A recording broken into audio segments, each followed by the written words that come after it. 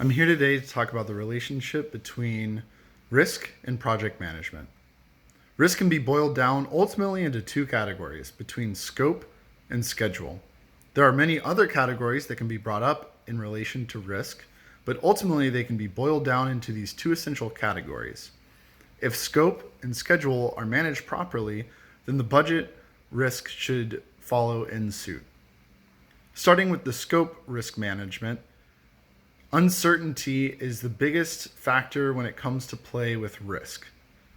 As long as the deliverables and their requirements are well defined at the beginning of the project through meetings with stakeholders and team members, the team is able to move forward understanding the product specifications associated with said deliverables and move forward with an understanding and no longer having to make assumptions on what they personally think would be best for the deliverables.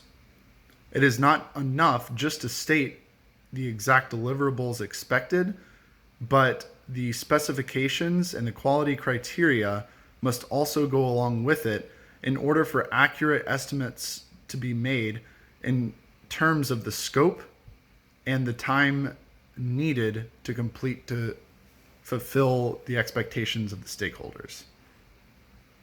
Once all of the deliverables have clearly been defined, we can move on to the schedule. The schedule should start with a PERT chart analyzing the high, low, and realistic estimates for each task associated with the deliverables needed to fulfill the product of the project.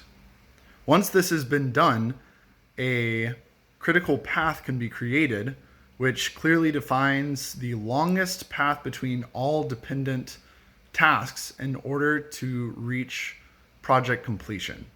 Once this has been defined, risks associated along this path become the most important, and mitigation to maneuver around these risks is essential in reducing the time needed to complete the project and to give buffer time in the critical path where there is no lag associated. I was able to see firsthand through the coronavirus how risk management can have huge implications. A failed project due to lack of risk mitigation can have lasting impacts on an organization much more than the costs associated with project success.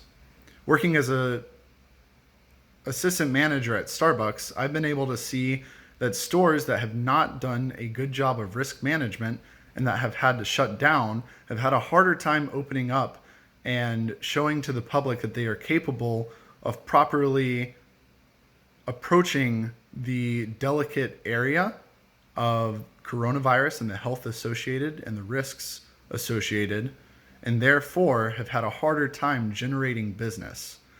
Whereas others that have approached the situation with proper risk management in terms of the health and business decisions that are required have been able to promote continuous success and business growth, whereas others have been falling further and further behind. I've further been able to see the effects of risk management in terms of the project scope and schedule through the Harvard Business Simulation D. In this simulation, a contingency arises where the client wants the product delivered 5 weeks earlier than originally expected. I began this project with a more aggressive schedule, anticipating that a contingency may arise. Because of the initial response to try and be ahead of schedule, there was less stress put on the team, and we were able to deliver the product under the specifications that were changed midway through the project, which would otherwise be unacceptable and impossible to achieve.